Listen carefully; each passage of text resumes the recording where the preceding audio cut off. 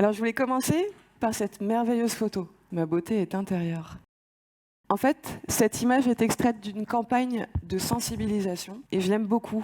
Elle me fait direct penser à un adage, attention, hein, hautement philosophique, je vais le dire doucement. À trop vouloir rentrer dans le moule, on finit par ressembler à une tarte. À trop vouloir rentrer dans le moule, on finit par ressembler à une tarte. J'adore. Et j'ajouterais même, on finit par ne plus être qu'un produit standardisé, sans saveur, sans caractère, sans histoire et sans lien. Et derrière cette standardisation, à mon avis, il y a bien trop d'aberrations, parmi lesquelles le gaspillage. Et quand on dit gaspillage, on pense direct gaspillage. Wouh, vous êtes au taquet ce soir, bravo. Alors le gaspillage, c'est un bien vaste sujet. Il y a l'alimentation, les énergies, les transports, mais il y a aussi le gâchis, le gaspillage humain, le gâchis de compétences. Alors la bonne nouvelle, c'est que ça change et ça commence par des petits pas de côté qui permettent de sortir de son précaré. Moi, c'est ce gâchis humain qui m'a donné l'envie de sortir du cadre, de travailler autrement, de valoriser toutes ces compétences gâchées. Et s'il y a quelques années, nous n'étions qu'une petite poignée dans l'aventure, aujourd'hui, c'est des dizaines de personnes qui bougent avec nous hors du cadre. En 2008, j'ai participé à la construction d'une structure un peu différente. Vous savez, de ces projets qui instantanément déclenchent une déferlante d'incrédulité, de « ça ne marchera jamais, ce n'est pas possible parce que vous n'avez pas pensé à ». Bref, un truc hors norme, en fait. L'idée était de créer une association qui emploie en CDI, à temps plein, en milieu ordinaire, des personnes en situation de handicap, principalement de la déficience intellectuelle, pour aller réaliser des prestations agricoles sur le territoire, comme les vendanges, les plantations maraîchères, les récoltes. Vous voyez, tout de suite, ça pose le décor. Hein. Pas d'éducateurs ni d'encadrants techniques. Nous voulions mettre en place une démarche d'empowerment. Et en effet, depuis quelques années, c'est Sébastien et Jean-Michel, deux de nos salariés, qui sont chefs d'équipe et qui encadrent quotidiennement les salariés sur le terrain. Figurez-vous qu'en plus, nous avions l'ambition de tendre vers l'autonomie financière et de vivre du produit de nos prestations. Et pour couronner le tout, la direction, elle était rassurée à l'époque par une jeune femme parisienne, je sais, il ne faut pas le dire, en tout début de carrière, et ce, dans un monde agricole, donc un monde plutôt très, très masculin, disons. Alors, imaginez quand je suis arrivée avec ce joli projet sous le bras. Et pourtant, aujourd'hui, ça fait presque 10 ans, jour pour jour, 10 ans que cette structure existe, que cette belle équipe travaille quotidiennement, en fait, à changer les lignes, sortir du cadre. 10 super collaborateurs avec qui j'ai la chance de travailler. Et plein de belles actions, souvent à leur initiative, en fait. Ils interviennent dans les écoles pour parler de leur handicap, du handicap. On a également créé des jardins thérapeutiques, en fait, dans des maisons de retraite. Et on s'est dit qu'on allait mixer ça avec des activités périscolaires pour faire des ateliers intergénérationnels. Donc voilà, de très belles actions qui existent et qui se développent depuis 10 ans. Mais attention, hein, pas de langue de bois, le chemin n'est pas un long fleuve tranquille. Il peut même s'avérer en fait être une bonne grosse traversée du désert. Hein. Vous voyez, du genre, vous êtes tout seul dans la vallée de la mort avec les petits scorpions qui passent là. Un soir, j'étais toute seule dans mon petit bureau à compter les petits scorpions, un peu fatiguée, abattue, à penser à tous les murs qu'il restait encore à faire tomber, tous les c'est impossible parce que tu n'as pas pensé à, toutes les factures, les salaires aussi à payer. Alors j'ai pris mon téléphone et j'ai appelé ma mère avec un bon gros besoin de réconfort. Vous savez ce qu'elle m'a dit ? Oui, mais bon, enfin, ma fille, tu t'épuises là, hein, tu gâches tes meilleures années. Quand vas-tu trouver un vrai métier ? Bon, pour les paroles réconfortantes, je repasserai. Hein. Non, mais en fait, je lui en suis extrêmement reconnaissante. Merci, maman, car ces paroles ont vraiment été déterminantes pour moi.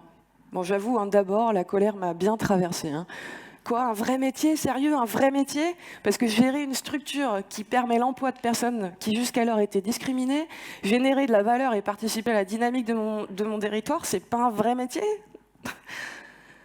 Ah mais j'ai compris alors, pour ma mère, et pour certains, un vrai métier, c'est un métier qui rentre dans les cases. Institutrice, médecin, banquière, commerciale, que sais-je. Moi, mon métier ne rentre pas vraiment dans les cases, ni même dans les tiroirs ou dans les commodes normandes. Hein. Et l'étiquette est un peu difficile à trouver. Alors, toujours dans mon petit bureau, je me suis demandé, moi, quelle étiquette j'aimerais bien avoir. Faiseuse de changement. Faiseuse de changement, ouais. Je me souviens, je l'ai dit à haute voix et en souriant. Bon, bah déjà, parce qu'avec mon cheveu sur la langue, vous l'aurez compris, faiseuse de changement, c'est pas facile à dire. Hein. Non mais vous rigolez, mais pour pouvoir le dire à peu près correctement ce soir, je me suis entraînée pendant 6 mois. Hein. Mais j'ai souri aussi parce que cette idée, c'était l'idée qui me faisait vibrer. Et oui, parce qu'on vit dans une période de transition, des technologies incroyables apparaissent, les intelligences artificielles, la conquête de l'espace.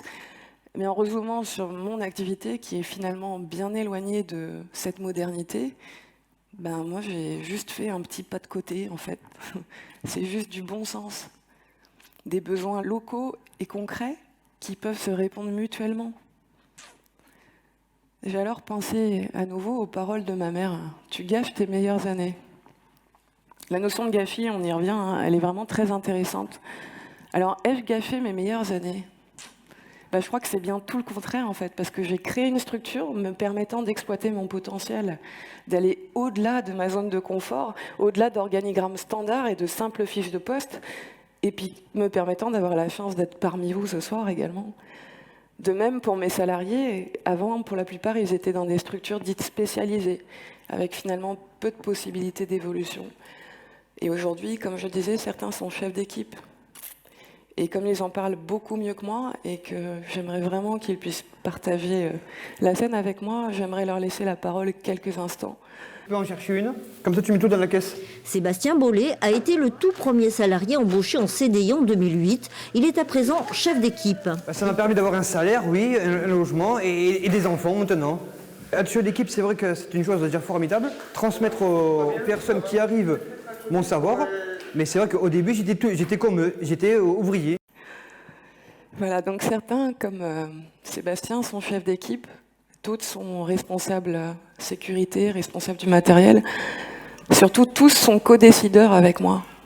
Et ça, c'est tout sauf du gâchis pour moi. C'est des collaborateurs incroyables, ils sont partie prenante, force de proposition, j'ai une chance inouïe. Sans parler de toutes les personnes qui nous soutiennent, qui croient en nous, qui nous accompagnent et qui sont à nos côtés quotidiennement.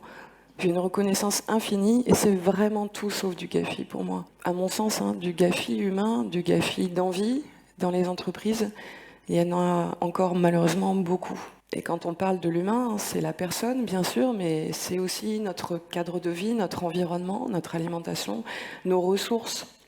Et là aussi, l'innovation doit faire un pas de côté pour prendre en compte tous ces enjeux. Le gaspillage des ressources, c'est mon second combat. C'est notre second combat avec mon équipe. À mon sens, il faut changer les modèles existants pour optimiser l'utilisation de nos ressources avec plus de sobriété et d'efficacité, pour en limiter le gaspillage et les impacts environnementaux, mais sans oublier d'optimiser le bien-être des individus. Vaste programme. Hein. Mais en fait, c'est exactement ce qu'on appelle l'économie circulaire. Et peu à peu, on y vient. Et heureusement, parce que proposer des systèmes alimentaires modernes permettant d'approvisionner à toute heure du jour, de la nuit, en tout lieu, à travers tout l'Hexagone, des structures collectives ou des restaurants ou des supermarchés, c'est super, mais quand on va acheter, nous, nos petites carottes toutes pimpantes, bien droites, bien normées, toutes standardisées, malheureusement, on ne voit pas l'envers du décor. Et l'envers du décor, c'est ça. Ça, c'est les fruits et légumes déclassés. C'est le résultat des cahiers des charges drastiques des acheteurs. Déjà en 2011, ça représentait 54% du gaspillage alimentaire mondial. 54%, c'est plus de 1,3 milliard de tonnes de produits gaspillés et détruits chaque année.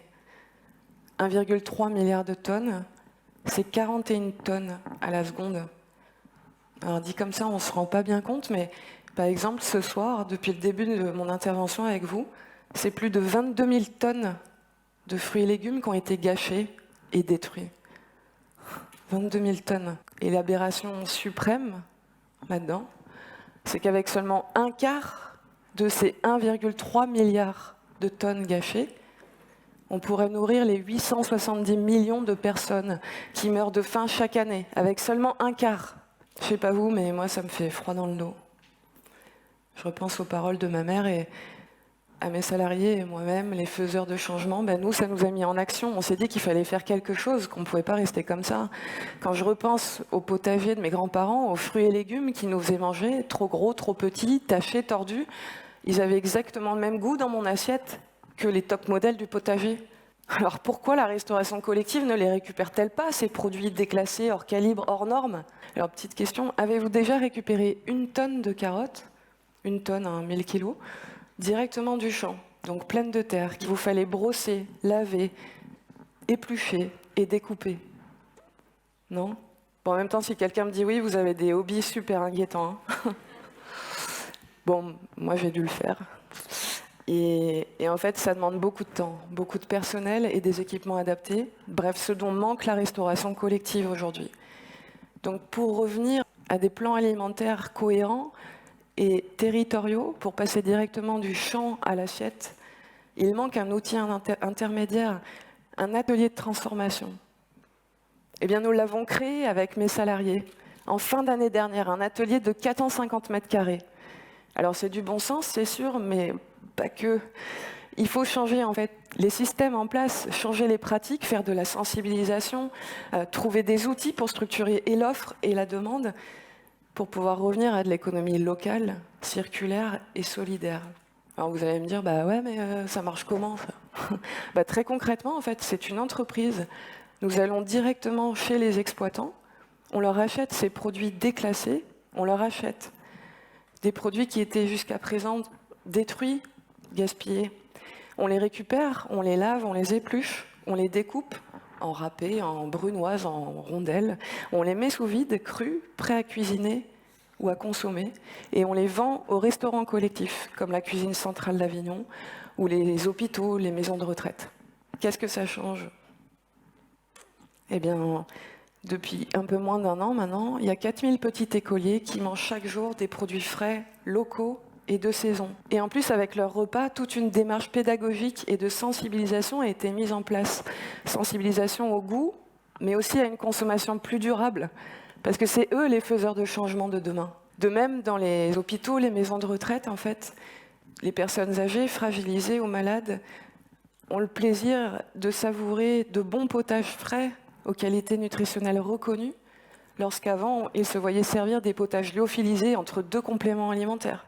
Et puis cette activité, d'ici 3 ans, en fait, aura généré un chiffre d'affaires permettant de consolider les emplois de plus de 10 personnes en situation de handicap et d'approvisionner plus d'1 million de repas sur le territoire.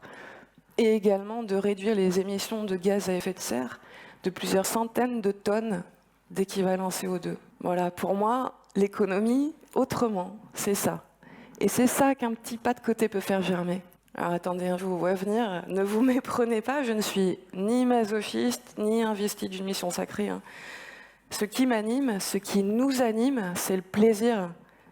Le plaisir de co-créer, de partager, l'envie de sortir du cadre et surtout l'envie de ne pas ressembler à la fameuse tarte de l'adage. Une tarte sans caractère et surtout générant beaucoup de gâchis. Alors soyons innovants, soyons faiseurs de changement. Ne nous privons plus du plaisir, ne gâchons plus nos potentialités, ne gâchons plus nos idéaux, nos envies, nos idées, et surtout ne gâchons pas les potentialités des générations à venir. Alors, je vous invite tout à l'heure en sortant, lundi au boulot, à un dîner entre amis, en famille, à faire ce petit pas de côté, quel qu'il soit. Parce qu'en fait, pour cultiver ce vaste champ des possibles, ça commence toujours par ce petit pas. Merci. Merci.